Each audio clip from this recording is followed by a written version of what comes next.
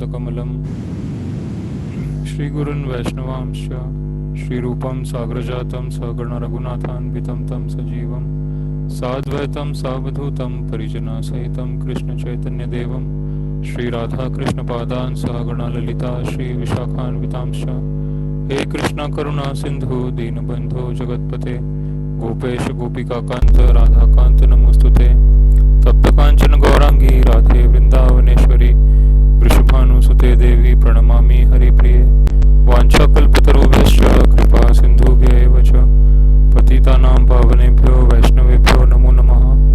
नमो विष्णुपदाय कृष्णप्रेष्ठाय भूतले श्रीमते भक्तिवेदान्त स्वामी इति नामिने नमस्ते सरस्वती देवे गौरवाणी प्रचारिणे निर्विशेष शून्यवादी समस्तदेशतारिणे जय श्री कृष्ण चैतन्य प्रभु नित्यानंद श्री अद्वैत गदाधर श्रीवासादि गौर भक्तवृंद हरे कृष्णा कृष्णा कृष्णा हरे हरे हरे राम राम राम हरे हरे मुखं करोति वाचालं पंगुं लंघयते गिरिं यत्कृपातमहं वन्दे श्रीगुरुदीनतारिणं न धनं न जनं न सुन्दरीं कवितां वा जगदीशकामये मम जन्मनि जन्मनीश्वरे भवतात् भक्तिरहेतुकी त्वयि नादपि सुनीचेना तरुरपि सहिष्णुना अमानिना मानदेना कीर्तनीया सदा हरि।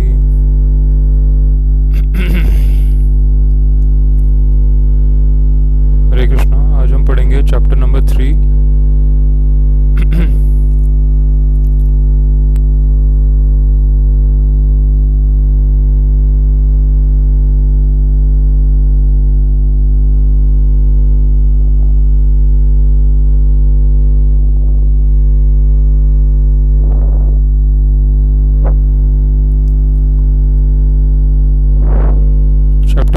Verse number 40। सभी श्लोक रिपीट करने का ट्राई करिए।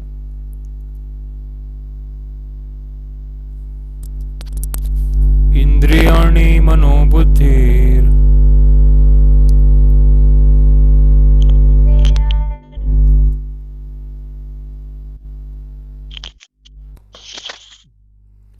हरे कृष्णा। मेरी आवाज आ रही है सबको?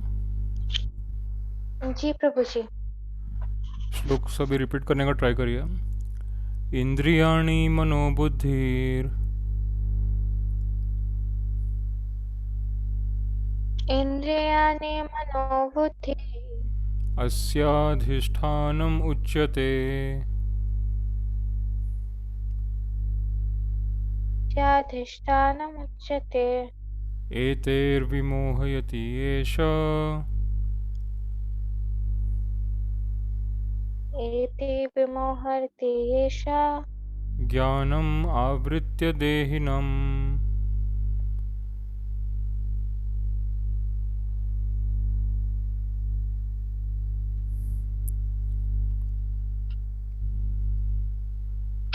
ज्ञानमावृत्य देहिनम्। इंद्रियाणि मनोबुद्धिर इंद्रियाणि मनोबुद्धिर् अस्या इंद्रियाणि मनोबुद्धि अस्याधिष्ठानमुच्यते अस्याधिष्ठानमुच्यते अस्याधिष्ठानमुच्यते एतैर्विमोहयति एष एते विमोहयस्य ज्ञानम् आवृत्य देहिनाम्। ज्ञानमावृत्य देहिनम्। इंद्रियाणि मनोबुद्धिर इंद्रियाणि मनोबुद्धिर् इंद्रियाणि मनोबुद्धि अस्याधिष्ठानम् उच्यते अस्याधिष्ठानमुच्यते एतैर्विमोहयति एष एतैर्विमोहयस्य ज्ञानम् आवृत्य देहिनाम्। ज्ञानमावृत्य देहिनम्। हरे कृष्णा। प्लीज इंग्लिश में पढ़िए ट्रांसलेशन और परपट।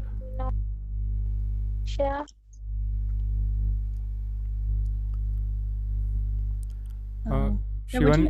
हाँ हाँ पढ़िए आप please. The senses, the mind, and the intelligence are the sitting places of this lust, which wields the real knowledge of the living entity and bewilders him. Purport: the enemy has captured different strategic positions in the body of the conditioned soul, and therefore Lord Krishna is giving hints of those places so that one who wants to conquer the enemy may know where he can be found. Mind is the center of all the activities of the senses, and thus the mind is the reservoir of all ideas of sense gratification.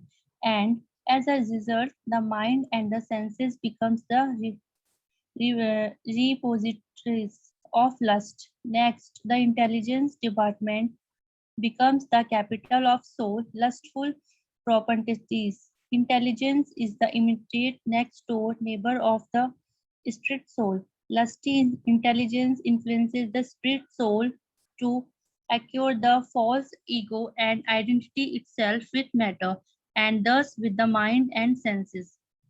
The spirit soul becomes addicted to enjoying the material senses and mistakes this as true happiness. This false identification of the spirit soul is very nicely explained in the Srimad Bhagavatam.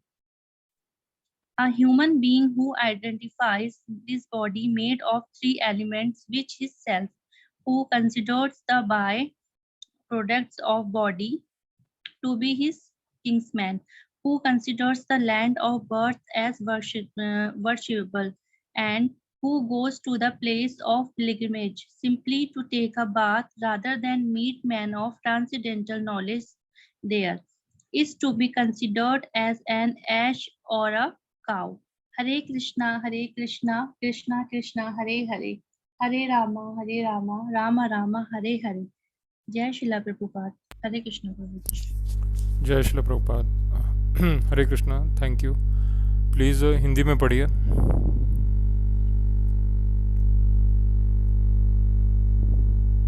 प्रभु जी मैं पढ़ लूं? हाँ. कोई नहीं पढ़ शायद श्री माता जी आप पढ़ सकते हैं.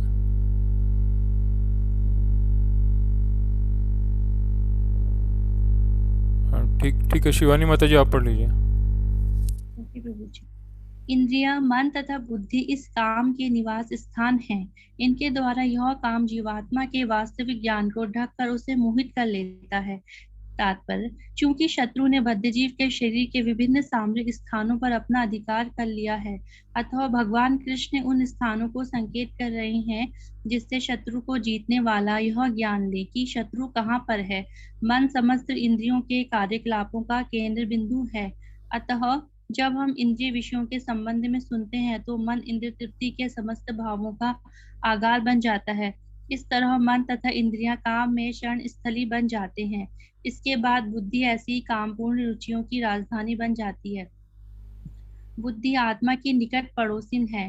काममय बुद्धि से आत्मा प्रभावित होता है, जिससे उसमें अहंकार उत्पन्न होता है और वह पदार्थ से तथा इस प्रकार मन तथा इंद्रियों से अपना तादात्म्य कर लेता है. आत्मा को भौतिक इंद्रियों को भोग करने की लत पड़ जाती है, जिससे वह वास्तविक सुख मान बैठता है. श्रीमद् भागवतम में आत्मा के इस मिथ्या स्वरूप की अत्युत्तम विवेचना की गई है. जो मनुष्य इस त्रिधातु निर्मित शरीर को आत्मस्वरूप जान बैठता है, जो देह के विकारों को स्वजन समझता है, जो जन्मभूमि को पूज्य मानता है और जो तीर्थ स्थलों की यात्रा दिव्य ज्ञान वाले पुरुष से भेंट करने के लिए नहीं अपितु स्नान करने के लिए करता है, उसे गधा या बैल के समान समझना चाहिए. हरे कृष्णा कृष्णा कृष्णा हरे हरे, हरे रामा रामा रामा हरे हरे. जय श्रीला प्रभुपाद. हरे कृष्णा प्रभु. हरे कृष्णा. जय श्री प्रभुपाद. तो यहाँ पे बहुत सारे इम्पोर्टेंट पॉइंट्स हैं. सबसे पहला पॉइंट ये है कि जैसे एक सेना के अंदर जो सेना नायक होता है या जो कमांडर होता है, जिसके अध्यक्षता में पूरी सेना होती है, तो वो सबसे पहले निरीक्षण करके एक प्लान बनाता है, एक योजना बनाता है जिससे कि शत्रु का पता चल जाए शत्रु कहाँ कहाँ पे है, और फिर उस योजना के अनुसार वो अपनी सेना को तैयार करता है कि कौन कहाँ पे आक्रमण करेगा और कितने लोग होंगे उसमें और कैसे आक्रमण करेंगे और कौन से हथियार अपनाएंगे। तो सेना नायक सारी योजना बना के उस अनुसार सेना को विभाजित करके उनको अपने अपने काम पे लगा देता है और सबको अपना उद्देश्य बता देता है कि आपका उद्देश्य क्या है, शत्रु कहाँ कहाँ पे है। तो ये इस तरह की योजना के अनुसार अगर सेना कार्य करती है तो फिर वो शत्रु को आराम से मार सकती है। उसी तरह से प्रभुपाद जी सेना नायक है, सेनापति भक्त है। चैतन्य महाप्रभु ने उनको भेजा है। चैतन्य महाप्रभु ने कहा है चैतन्य चरितामृत में, मोर सेनापति भक्त याइबे तथा है, यदि पापी धर्म छाड़ी दूर देशे आए, मोर सेनापति भक्त याइबे तथा है। तो सेनापति ने क्या क्या आदेश दिए हैं, दुश्मन कहाँ कहाँ पे है, ये पूरा क्लियर प्रभुपाद ने बता दिया है। और इनकी बातों को हमें बार बार पढ़ना चाहिए ताकि हमें समझ में आए क्लियरली कि वो हमें कैसे बचाते हैं, प्रभुपाद जी हमें कैसे बचाना चाहते हैं और शत्रु का हमें जानकारी कैसे दे रहे हैं। इसके लिए उनके ग्रंथों को ध्यान से पढ़ना, एक एक स्टेटमेंट, एक एक श्लोक को ध्यान से पढ़ना बहुत ज़रूरी है। तो फिर हमें समझ में आता है कि शत्रु कहाँ पे है और वो कैसे हमें मार रहा है और हम कैसे बच सकते हैं। तो सबसे बड़ा जो शत्रु है वो काम वासना है, और काम वासना हमारे मन में कैसे बैठी हुई है, हमारी इंद्रियों में, मन में और बुद्धि में, वो कैसे वो बैठी हुई है। तो ये काम वासना के बारे में प्रभुपाद जी यहाँ पे बहुत क्लियर बता रहे हैं कि शत्रु हमारे बाहर मतलब बाहर भी है बट कम है, जो मेन शत्रु है वो हमारे अंदर है। और वो कहाँ कहाँ पे है हमारे अंदर, सबसे पहले इंद्रियों में। तो हम अपनी जो इंद्रियां हैं, आँखें, नाक, कान, ज़बान और त्वचा, इससे हम जो कुछ देखते हैं, स्पर्श करते हैं, स्मेल करते हैं, टेस्ट करते हैं, सुनते हैं, इससे मन के ऊपर एक संस्कार बनता है। और मन के ऊपर जो संस्कार बनता है उसके अनुसार बुद्धि डेवलप होती है। तो अगर मन पे अगर हम ऐसे चित्र देखते रहें या ऐसे हम दृश्य देखते रहें जो हमारी काम वासना को बढ़ाते हैं, तो वो जो दृश्य है वो मन पे एक तरह का संस्कार बना देते हैं और फिर वो बुद्धि को भी असर करते हैं, बुद्धि कमज़ोर हो जाती है और हम फिर वही गलत जो काम है, काम वासना जो है वो शरीर में बढ़ती जाती है, मन में, शरीर में, बुद्धि में। और फिर बुद्धि भी इस तरह काम करती है कि कैसे काम वासना को पूरी करना है, कौन से रास्ते अपनाने हैं ताकि ये काम वासना हम पूरी कर सकें। तो प्रभुपाद जी कहते हैं कि इसीलिए हम इस संसार में नीचे गिर चुके हैं, क्योंकि हमारे मन में और बुद्धि में काम वासना पूरी करने की जो इच्छा थी वो बहुत प्रबल थी और इसीलिए हमको इस संसार में जन्म लेना पड़ा। और यहाँ पे आके भी हम इतने सारे दृश्य देखते हैं, इतने सारे एडवर्टीज़मेंट देखते हैं इतने सारे विज्ञापन देखते हैं जिसमें काम वासना को बढ़ाने की कोशिश की जाती है। तो जितना हम काम वासना को बढ़ाएंगे उतनी हम चीज़ें खरीदेंगे, उतना हम अपने शरीर को भोगने का प्रयास करेंगे। तो ये जो जितनी कंपनियां हैं आज के टाइम में वो इसी बात का फ़ायदा उठाने की कोशिश कर रही है कि आप ज़्यादा काम वासना बढ़ाओ, मन में ज़्यादा शरीर का भोग करो, फिर जल्दी से बीमार पड़ो, फिर बीमारी की दवाई या वैक्सीन वगैरह आपको वही देंगे, उसमें से भी पैसा कमाएंगे। तो सबसे पहले तो आपको ऐसी चीज़ें बेचेंगे जिससे आपका मन ख़राब हो जाता है और आपकी इंद्रियां आउट ऑफ कंट्रोल हो जाती है और आप जो है ऐसी चीज़ें खरीदने लगते हैं जो शरीर को भोगने के लिए होती है, तो उसमें भी आप पैसा खर्च करते हैं। फिर आप जब आपकी इंद्रियां जब आप ज़्यादा संतुष्ट करने की कोशिश करते हो तो फिर बीमारी होती है और फिर बीमारी के लिए फिर दवाई लेनी पड़ती है, डॉक्टर के पास जाना पड़ता है। तो यही आजकल की सच्चाई है कि जानबूझ के ऐसी चीज़ें बेची जाती है जिससे बीमारी होगी, जिससे मन आपका कमज़ोर हो जाएगा, बुद्धि कमज़ोर हो जाएगी, फिर आप ज़्यादा शारीरिक भोग करोगे और ज़्यादा शारीरिक भोग करोगे तो जल्दी बीमार पड़ोगे और जल्दी बीमार पड़ोगे तो ज़्यादा दवाइयाँ लेनी पड़ेगी। तो इस तरह से ये हमें एक तरह से माया के अंदर बांध लेते हैं और माया के अंदर बांध के हमारा ये फ़ायदा उठाते हैं। तो इसीलिए प्रभुपाद जी हमें दुश्मन के बारे में बता रहे हैं कि एक्चुअली दुश्मन हमारे अंदर है, हमारे अंदर बैठा हुआ है और उसी को बाहर से बढ़ावा दिया जा रहा है। हमारे अंदर जो क्रोध है, जो काम वासना है, ईर्ष्या है, कपट है, एक दूसरे के प्रति जो हम एक दूसरे को जीतने का ट्राई करते हैं कि मैं बड़ा हूँ, मैं बड़ा हूँ, मेरी बात सुनो, इस तरह की जो भावना है हमारे अंदर, उसको बढ़ावा दिया जाता है देश के नाम पे, धर्म के नाम पे, अलग अलग तरीक़ों से, कि हमें दूसरों को नीचा मानना है, अपने आप को बड़ा मानना है। और इस तरह की बहुत सारे मैसेजेस हमको मिलते रहते हैं और दृश्य हम देखते रहते हैं, तो जिससे मन में क्रोध बढ़ता है, एक दूसरे के प्रति घृणा बढ़ती है धर्म को लेके। जैसे हिंदू लोग कहते हैं कि मुस्लिम से नफ़रत करो, मुस्लिम कहते हैं हिंदू से नफ़रत करो, इंडिया वाले कहते हैं चाइना से, पाकिस्तान से नफ़रत करो, चाइना और पाकिस्तान वाले कहते हैं इंडिया वालों से नफ़रत करो। तो ये अलग अलग रूप है जिससे हमारे अंदर जो गलत राक्षस वाली जो वृत्ति है उसको बढ़ावा दिया जाता है। उसमें सबसे बड़ा है काम वासना। तो ये सारे दुश्मन हमारे अंदर बैठे हुए हैं, मन में, बुद्धि में, और इसको बढ़ावा दिया जा रहा है और इस तरह से हमको बांट के हमसे लड़ाई करवा के हमारे मन को, बुद्धि को कमज़ोर बना के हम पे राज किया जाता है। तो इसी को कहते हैं डिवाइड एंड रूल, कि लोगों को विभाजित कर दो, उनको आपस में लड़ाई करवाओ, उनको काम वासना उनके अंदर बढ़ाओ, उनके मन को, बुद्धि को कमज़ोर बना दो और फिर उन पे राज करो। तो इस तरह का जो राज है ये इसको कहते हैं डिवाइड एंड रूल। और इसमें रूल मतलब इसमें इस तरह होता है कि हमारे अंदर जो बुरी क्वालिटीज़ है उसको बढ़ावा दिया जाता है। पर भक्ति में ऐसा नहीं होता है। भक्ति में हमारे अच्छे गुणों को बढ़ावा दिया जाता है और बुरे गुणों का दमन किया जाता है। तो भगवान कृष्ण भी हम पे राज करते हैं, पर वो हमको अच्छा बना के हम पे राज करते हैं। और इसीलिए भगवान के अंडर रहना अच्छी बात है, क्योंकि भगवान के अंडर रहेंगे तो हमारे अच्छे गुण बढ़ेंगे और बुरे गुण ख़त्म हो जाएंगे और हम आपस में लड़ेंगे नहीं, हमारे अंदर काम वासना नहीं होगी, हमारे अंदर बुरी क्वालिटीज़ नहीं होंगी। तो इसलिए भगवान के राज में रहना अच्छी बात है। जैसे प्रभुपाद कहते हैं कि आजकल के जो लोग हैं उन्हें राम राज्य चाहिए, पर राम नहीं चाहिए। नेता वो चुनते हैं जो रावण है और फिर वो कहते हैं कि हमको राम राज्य चाहिए। तो ये तो असंभव है। एक तरफ इंद्रियों का सुख भोगना है, शरीर को भोगना है, और दूसरी तरफ आप राम राज्य की बात करते हैं। तो ये असंभव है।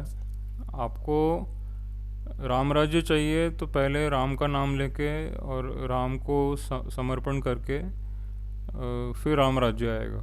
हमारे मन के अंदर जो बुरी क्वालिटीज़ हैं, ईर्ष्या है, गुस्सा है, काम वासना है, ये हमारे मन में, बुद्धि में है। तो ये राम की भक्ति करने से, कृष्ण की भक्ति करने से और श्रील प्रभुपाद जी को फॉलो करने से ये बढ़ेगा। तो जब हम भक्ति करते हैं तो फिर हमारे मन के अंदर ये सारी जो बुरे गुण हैं, अवगुण हैं, ये सब धीरे धीरे ख़त्म हो जाते हैं और हमारे अच्छे गुण बढ़ते जाते हैं और फिर हम सचमुच राम राज्य ला सकते हैं। नहीं तो रावण राज्य ही रहेगा। हम सिर्फ अगर दिखावा करेंगे धर्म का तो फिर ये राम राज्य कभी आ नहीं सकता। हमको सचमुच अगर चाहिए कि मन को शांति मिले और हम सुखी रहें और हमारे अंदर विकार ना हो किसी प्रकार का, तो हमें असली गुरु को फॉलो करना पड़ेगा और उनकी कही गई बातों को हमें फॉलो करना पड़ेगा, तभी हम बुद्धिमान बनेंगे। तो जैसे यहाँ पे स्पष्ट कहा गया है कि जो अपनी धरती को पूज्य मानते हैं, जो अपने शरीर को ही अपनी आत्मा मानते हैं और जो शारीरिक स्तर पे ही रहते हैं हमेशा, उनको पशु कहा गया है भागवत में। तो हमें पशु नहीं बनना है, हमें पशु के स्तर से ऊपर जाना है। मनुष्य जीवन इसीलिए मिला है कि हम पशु स्तर से ऊपर आ जाएं, आध्यात्मिक स्तर पे आ जाए। और इसके लिए तो हमें हम जहाँ पे भी रहते हैं वहीं पे रह सकते हैं, वहीं पे रह के हम भक्ति कर सकते हैं। तो हमें अपनी सिचुएशन नहीं बदलनी है, हमें अपनी चेतना बदलनी है बस।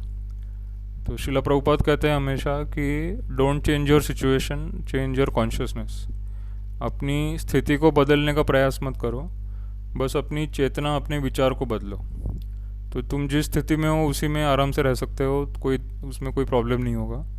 भगवान तुम्हारा पूरा सपोर्ट करेंगे, क्योंकि भगवान ने ही हमें जन्म दिया है, भगवान ही सृष्टि को सपोर्ट कर रहे हैं।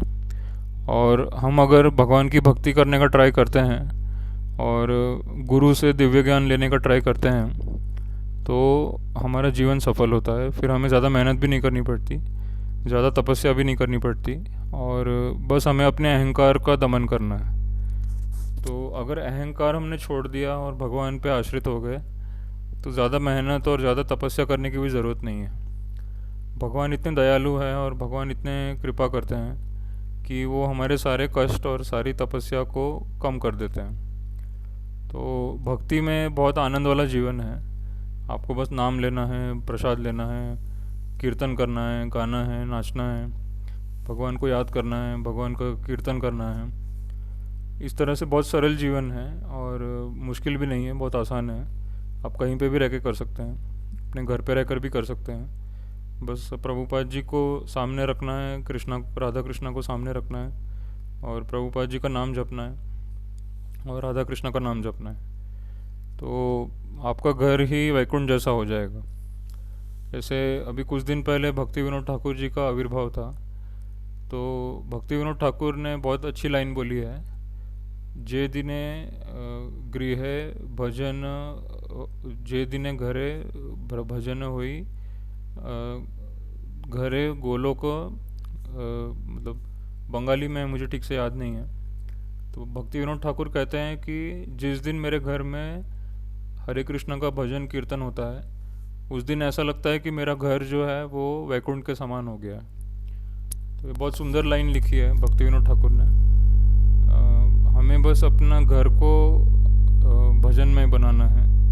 हमें कोशिश करनी है कि हम कीर्तन करें, गीता पढ़ें और भागवतम पढ़ें, भगवान का स्मरण करते रहें और अपना पूरा टाइम भक्ति में यूज़ करें, और फिर आपका घर ही वैकुंठ जैसा लगने लगेगा और कोई चिंता नहीं रहेगी किसी बात की। आपको सब कुछ मिलेगा, शांति भी मिलेगी, सुख भी मिलेगा, सारी जो जीवन जीने के लिए जो भी सामग्री चाहिए सब कुछ मिलेगा, और इतना मिलेगा कि आप बांट भी सकते हैं दूसरों के साथ। तो फिर आपके आस पड़ोस वालों को भी कोई कमी नहीं रहेगी, जो भी आपके संपर्क में आएगा उसे सब कुछ मिलेगा। हमारे अंदर बस भक्ति करने की और दूसरों को देने की इच्छा होनी चाहिए कि मैं भक्ति करूं और दूसरों को बांटूं, और प्रसाद भी बांटूं और सारी सामग्री बांटूं, भक्ति का ज्ञान बांटूं। तो प्रभुपाद जी कहते हैं कि हमें समाज सेवा करनी है, पर सबको ज्ञान देना है कि हम सब भगवान के अंश, हम सब भगवान के पार्ट एंड पार्सल हैं। केवल सामग्री देने से कोई फ़ायदा नहीं है, क्योंकि अगर आपने किसी को कुछ सामग्री दी और उसने उसका गलत इस्तेमाल किया तो फिर उसका पाप भी आपको ही लगेगा। तो सबसे ज़्यादा इम्पोर्टेंट है ज्ञान देना। कोई सामग्री देने से भी ज़्यादा बड़ी बात है किसी को ज्ञान देना कि तुम कौन हो, तुम्हारा अस्तित्व क्या है, तुम भगवान कृष्ण के अंश हो और तुम्हें सब कुछ भगवान की सेवा में इस्तेमाल करना है। इस तरह का ज्ञान हमें सबको देना है कि हम सब मिलके कृष्ण की, भगवान की, प्रभुपाद जी की सेवा करें। तो फिर हम जो भी सामग्री हमको मिलेगी वो भी पवित्र हो जाएगी, और हम जिसको बांटेंगे वो भी अच्छे से इस्तेमाल करेगा और उसका कोई पाप नहीं लगेगा, ना हमको ना उसको, और हमारी भक्ति बढ़ेगी। तो ये जीवन का असली उद्देश्य है, अपनी भक्ति को बढ़ाना, दूसरों को भक्ति के बारे में बताना, उनको भी भक्ति करवाना और खुद भी भक्ति करना और सबको भक्ति का ज्ञान देना। और फिर जो भी आपके संपर्क में आए उसको सब कुछ दे सकते हैं, उसको प्रसाद दे सकते हैं, उसको कुछ सामग्री दे सकते हैं और रहने का स्थान भी दे सकते हैं। तो इस तरह से अगर हम ज्ञान के साथ सेवा करेंगे तो फिर वो असली समाज सेवा, असली देश सेवा और असली मानवता की सेवा होगी, क्योंकि पूरी मानवता, पूरी सृष्टि भगवान चला रहे हैं। तो हमको सिर्फ सबको याद दिलाना है कि भगवान इतने करोड़ों वर्षों से इस संसार को चला रहे हैं और आगे भी चलाते रहेंगे। हमें बस उनकी सेवा करनी है, हमें अपना छोटा सा पार्ट प्ले करना है। असली काम तो भगवान ही कर रहे हैं, पूरी दुनिया को भगवान चला रहे हैं। हमें बस अपना जो रोल भगवान ने हमको दिया है वो प्ले करना है। हमें भगवान बनने की कोशिश नहीं करनी है, हमें सेवक बनना है, क्योंकि पूरी सृष्टि चलाने का पावर हमारे अंदर नहीं है। पूरी दुनिया, पूरी सृष्टि भगवान चलाते हैं, हमें तो अपना रोल प्ले करना है बस। जैसे एक डायरेक्टर होता है, वो पूरी फिल्म का डायरेक्शन करता है, तो उसमें एक्टर को एक रोल दिया जाता है कि आपको ये रोल प्ले करना है। तो भगवान ने हमको जो रोल दिया है प्ले करने के लिए, वो हमको प्ले करना है बस। हमें डायरेक्टर नहीं बनना है, डायरेक्टर हम नहीं बन सकते। डायरेक्टर भगवान है, उन्होंने सबको रोल दिया हुआ है, सबको अपने कुछ सेवा दी हुई है। हमको बस जानना है कि मेरा रोल क्या है, मुझे क्या करना है, ये भगवान ही हमको बताएंगे। और जैसे भगवान और गुरु हमको मार्गदर्शन देते हैं, वैसा रोल हमको प्ले करना है। तो हमें बस उनसे प्रार्थना करनी है कि जिस कारण से उन्होंने जन्म दिया है और जो वो हमसे करवाना चाहते हैं, जो सेवा वो हमसे करवाना चाहते हैं, तो हमें बस उनसे प्रार्थना करनी है कि आप हमसे वो सेवा करवाइए, बस हमें निमित्त बना दीजिए। जैसे कृष्णा भगवान ने गीता में बोला है 11वें अध्याय में 33 नंबर के श्लोक में, निमित्त मात्रम भव सव्यसाची, भीष्मं च द्रोणं च जयद्रथं च कर्णं तथा अन्यान्पि योधवीरा मया हतां स्वाम जयी मां व्यथिष्ठा जही माँ व्यथिष्ठा। तो भगवान कहते हैं कि मैंने सबको पहले ही मार दिया है। भीष्म पितामह, द्रोणाचार्य, कर्ण है और अश्वत्थामा है, और सबको पहले ही मार दिया है भगवान ने। अर्जुन को बस अपना कर्तव्य पूरा करना है, युद्ध करना है उसे। तो भगवान ने सृष्टि में सब कुछ पहले से व्यवस्था करके रखी है हम सबके लिए। हमें बस भगवान की शरण में जाना है और उनसे प्रार्थना करनी है कि आपने हमें जिस कारण से जन्म दिया है, आप प्लीज़ हमको ज्ञान दीजिए, भक्ति दीजिए और बुद्धि दीजिए कि आपने जिस कारण से हमें बनाया है उसको हम पूरा कर सकें। इसके लिए गुरु के पास जाना बहुत ज़रूरी है। गुरु हमें समझा सकते हैं, गुरु हमें ज्ञान दे सकते हैं कि हमें क्यों बनाया गया है, हमारा जन्म क्यों हुआ है और हमें क्या करना है, कैसे करना है, और सब कुछ गुरु हमें ज्ञान देते हैं। तो हमको सिर्फ शिला प्रभुपाद की शरण में जाना है बस, और उनसे प्रार्थना करनी है, तो वो हमें अपनी सेवा में लगा देंगे। और हमको जो रोल प्ले करना है, हमको वो रोल प्ले करने के लिए सारी बुद्धि और शक्ति देंगे। तो हमें बस अपना रोल अच्छे से प्ले करना है। तो उसमें फिर डायरेक्टर खुश हो जाते हैं और फिर हमको और अच्छा रोल देते हैं। तो आपको जो रोल दिया गया, अगर आप उसको अच्छा पूरा करते हैं तो फिर आपको और अच्छा रोल दिया जाता है। तो ये तो ऐसी फिल्म है जो चलती रहेगी, कभी ख़त्म नहीं होगी। बाकी जो हम फिल्में देखते हैं वो तो ख़त्म हो जाती है 2-3 घंटे में, पर ये तो असली फ़िल्म है, ये तो रियल लाइफ की फ़िल्म है, ये तो चलती रहती है। ये तो सनातन धर्म है, ये तो पहले भी था, अभी भी है, आगे भी रहेगा। भगवान भी थे पहले, अभी है भगवान और आगे भी रहेंगे भगवान, और हम भी थे, हम हैं और हम रहेंगे आगे। तो डायरेक्टर भगवान ही है पहले से, अभी भी वही डायरेक्टर है, आगे भी वही डायरेक्टर रहेंगे। हम तो बस एक्टर हैं। तो हमें अपना रोल प्ले करना है, भगवान से पूछना है बस कि हमारा क्या रोल है और कैसे एक्टिंग करनी है, क्या करना है। तो भगवान सब सिद्ध दिखाते हैं कि आपको ऐसा करना है, ऐसा करना है। तो परमात्मा के रूप में वो हमको डायरेक्शन दे रहे हैं। जैसे कोई एक्टर एक्टिंग करता है तो डायरेक्टर उसको बीच में काट देता है कि नहीं, ये लाइन तुमने ठीक से नहीं बोली, या ये तुम्हारे चेहरे पे ये एक्सप्रेशन ठीक नहीं है, या तुमने ठीक से मेकअप नहीं किया है, या तुम अच्छे दिख नहीं रहे हो कैमरे के अंदर, तुम थोड़ा चेंज करके आओ। तो डायरेक्टर हर चीज़ के बारे में बताता है कि ये यहाँ गलत हो रहा है, यहाँ पे ये ऐसा होना चाहिए, यहाँ पे ऐसा होना चाहिए। तो उसी तरह से परमात्मा और प्रभुपाद जी भी डायरेक्टर की तरह है। भगवान कृष्ण और शिला प्रभुपाद हमारे डायरेक्टर हैं। वो हमको बता रहे हैं कि देखो ऐसा करना है, ऐसा करना है, यहाँ पे गलती हो रही है, ये तुम्हारा यहाँ पे तुम मिस्टेक कर रहे हो, तुम्हें ये ऐसा करना चाहिए। तो एक एक चीज़ प्रभुपाद जी हमको बताते हैं, और हम कहाँ पे गलती कर रहे हैं, कौन हमारा शत्रु है, कहाँ पे हमारी कमी पड़ रही है, वो सब कुछ हमको बताते हैं। तो हमें बस उनको फॉलो करना है। जैसे जो एक्टर होता है वो बस डायरेक्टर जो बोलता है, प्रोड्यूसर डायरेक्टर जो बोलता है वो उसको फॉलो करता है, और फिर उनको संतुष्ट करने का ट्राई करता है। क्योंकि डायरेक्टर ने कुछ सोच समझ के स्क्रिप्ट लिखी है और वो कुछ मैसेज देना चाहता है, तो एक्टर को बस उस मैसेज को समझना है और फिर उसको उसका पार्ट प्ले करना है। और उस एक्टर के साथ बहुत सारे एक्टर हैं, तो उसको सबके साथ मिलके सेवा, मतलब सबके साथ मिलके फॉलो करना है डायरेक्टर को। उसी तरह से कृष्ण भगवान और प्रभुपाद जी हमारे डायरेक्टर हैं, वो हमको सारी बातें सिखा रहे हैं, हमें बस उनको फॉलो करना है और अपनी अपनी सेवा पूरी करनी है। और फिर वो जब संतुष्ट हो जाएंगे तो फिर हमारा जीवन सफल होगा। तो जब डायरेक्टर बोलता है, कट कट बोलता है और कहता है कि ये सीन परफेक्ट है, तो फिर एक्टर सोचता है कि चलो अब मेरा काम अच्छा लगा डायरेक्टर को, तो अब मैं और प्रोग्रेस कर सकता हूँ। उसी तरह हमें भी ये सोचना है कि प्रभुपाद जी कब संतुष्ट होंगे, कृष्ण भगवान कब संतुष्ट होंगे। जैसे ही वो संतुष्ट होंगे मतलब हमारी सेवा सफल हो गई और फिर हमको और अच्छी सेवा मिलेगी। तो ये तो कभी ख़त्म नहीं होगा, हमें बस सेवा करने के लिए ट्राई करना है कि प्रभुपाद जी की, कृष्णा की कुछ ना कुछ सेवा मैं करता रहूं और मेरी सेवा और अच्छी होती जाए और मुझे और अच्छी बड़ी सेवा मिलती जाए। इस तरह से हमें सेवा के लिए ट्राई करना है। हमें मालिक नहीं बनना है, हमें डायरेक्टर नहीं बनना है, हमें एक्टर बन के सेवा करनी है बस। जैसे जैसे प्रभुपाद बोलते जा रहे हैं, जैसे जैसे कृष्णा बोलते जा रहे हैं, मुझे वैसे वैसे करते जाना है, बस उनको संतुष्ट करना है और इसी तरह चलते रहना है आगे। तो हमारा जो स्वरूप है वो है सेवक। जीवेर स्वरूप है कृष्णेर नित्यदास। तो हम तो बस सेवक हैं, हम तो फॉलोअर हैं बस। प्रभुपाद जी आगे चल रहे हैं, हम पीछे पीछे चल रहे हैं, वो हमको डायरेक्शन दे रहे हैं क्या करना है, कैसे करना है, और हमको बस उसको फॉलो करते जाना है। तो फिर हमारा जीवन सफल रहेगा हमेशा, अभी भी और फ्यूचर में भी।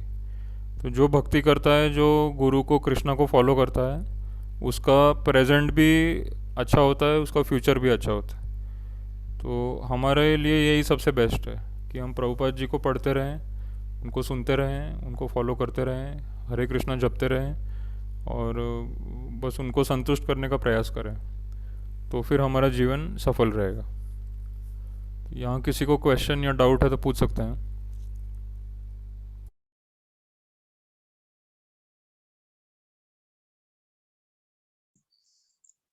हरे कृष्णा प्रभु जी।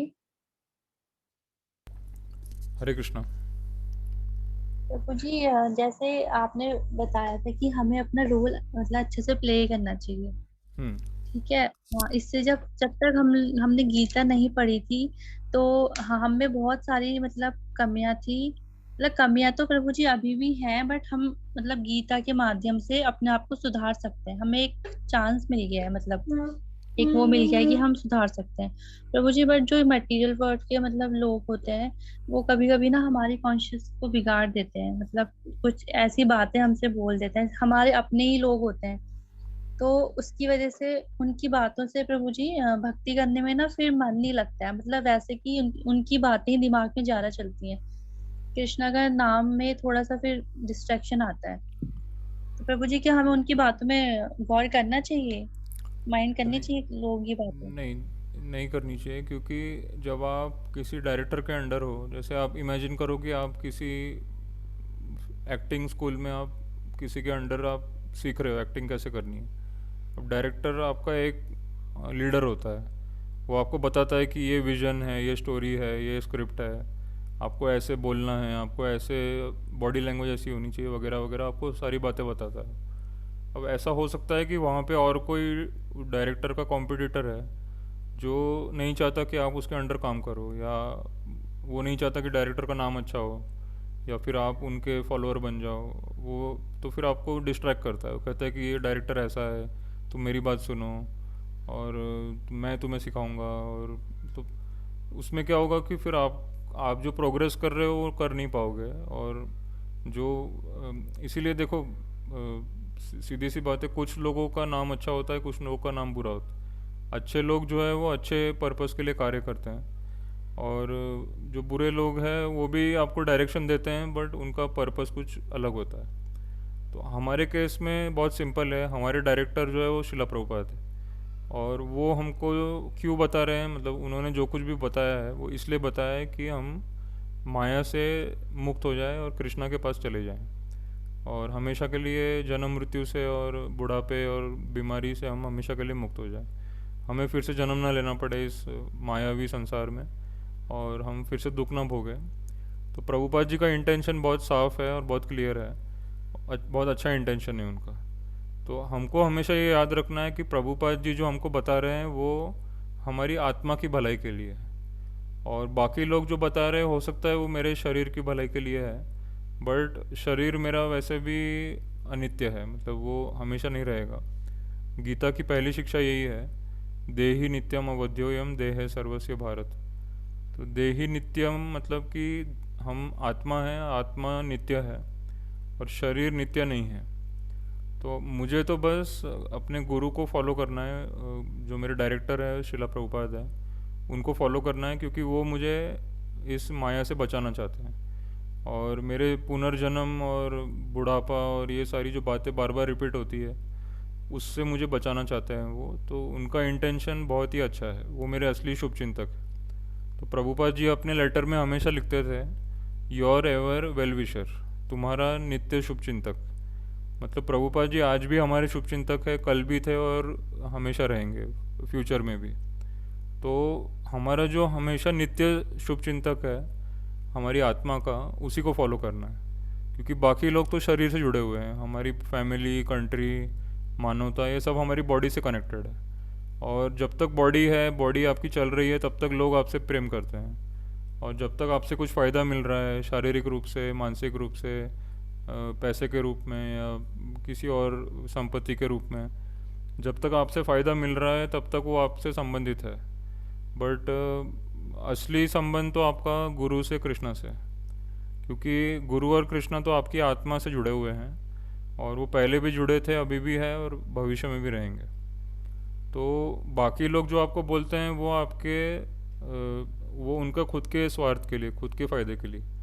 और इसीलिए हमको किसी और पे विश्वास नहीं करना चाहिए, सिर्फ प्रभुपाद जी पे विश्वास करना चाहिए, क्योंकि वो ही हमारी आत्मा को बचाना चाहते हैं। बाकी ऐसा कोई नहीं है जो हमें बचाना चाहता है, बाकी तो सिर्फ हमारा फ़ायदा उठाना चाहते हैं किसी न किसी रूप में।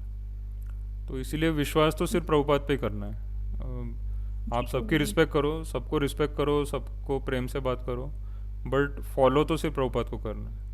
तो बहुत सिंपल जी फॉर्मूला है, सुनो सबकी, करो प्रभुपाद जी की, बस सबकी सुनो प्रभु जी। सबको। हाँ। प्रभु जी जैसे ना, प्रभु जी हम तो मतलब अपनी तरफ से मतलब लोगों को इतना सम्मान देते हैं, अपना 100% देते हैं, चाहे वो कोई भी हो। बट जो अगले लोग हैं फिर प्रभु जी हम उनके क्यों बुरे बन जाते हैं, पता नहीं हमसे क्यों लोग ऐसे करते हैं, ऐसा तो बिहेव, वो समझ आप नहीं आता है। आप किसी से एक्सपेक्ट मत करो। चैतन्य महाप्रभु ने बोला है, अमानी ना मान देना। तो आपको किसी से एक्सपेक्ट नहीं करना है कि ये अच्छा बिहेव करेगा, क्योंकि संसार में कोई अच्छा बिहेव नहीं करेगा, ना घर वाले, ना देश वाले, ना मानवता वाले, कोई मतलब कोई भी अच्छे से बिहेव नहीं करेगा, क्योंकि सबका उद्देश्य है स्वार्थ, मतलब खुद का फ़ायदा। तो अच्छे से बिहेव सिर्फ गुरु करते हैं और भगवान करते हैं, क्योंकि उनका कोई स्वार्थ नहीं है, वो आपको बचाना चाहते हैं। तो आप एक्सपेक्ट मत करो किसी से भी, आप सबका सम्मान करो, बट एक्सपेक्ट मत करो कि वो अच्छे से बिहेव करेंगे, तो फिर आपको दुख नहीं होगा किसी बात का। हाँ ठीक है प्रभु जी। प्रभु जी धन्यवाद एक प्रभु। मेरा भी है। हरे कृष्णा। हाँ, तो अभी हेलो। टाइम पूरा हो गया है, मैं फिर से कनेक्ट करता हूँ, आप फिर से ज्वाइन करिए, फिर अपना प्रश्न पूछ लीजिए।